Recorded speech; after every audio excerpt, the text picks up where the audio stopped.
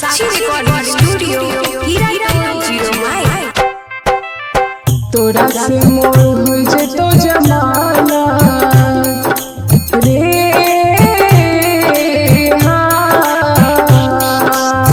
तोरा से मोर हो जतो जमाना होइबो अपन पिया के अमानत रे इतने हो तोरा से बिनतिया रही है तू साही सलामत रे इतने हो तोरा से बिनतिया रही है तू साही सलामत रे महिया में सेनुरा भराई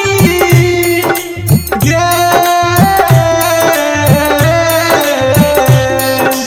महिया में सेनुरा भराई जई भी तो पियावा के आंगन गे दैछियो हमें दुआ के सोना तो सुरा में रही है तो आंगन गे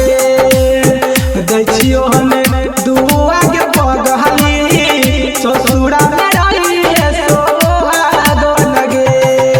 रही है तू साही सलामत मिक्स बाय आर्यन अमोसी ससुरा में रही है तो आंगन गे कानी कानी दिन हमर जइतो रे सोना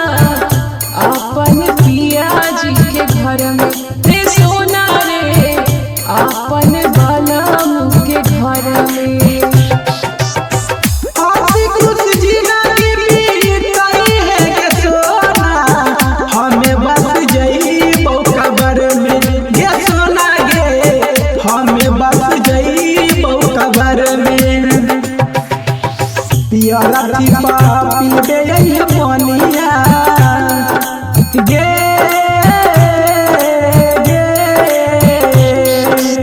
पियरा थिपा पीबे यही पानिया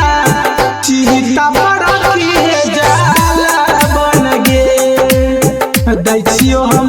दुआ के सोना ससुरा में रही है सोहागन गे रही है तू साही सलामत रे ससुरा में रही है सोहागन गे रिहोन बाबू हम तोरा नसीब में इहे सोची धीरज बानी रे सोना रे इहे सोची धीरज बानी हक हमर क्रिया जानू एगो तू बात मानू चुप हमारे ले नहीं कानी है गे सोना चुप हमारे ले नहीं कानी है अभिषेक से रिश्ता तो टूटा हो गे गे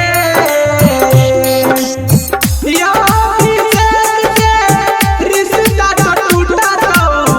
आर्यन के बनाई है साजन गे दैछियो हम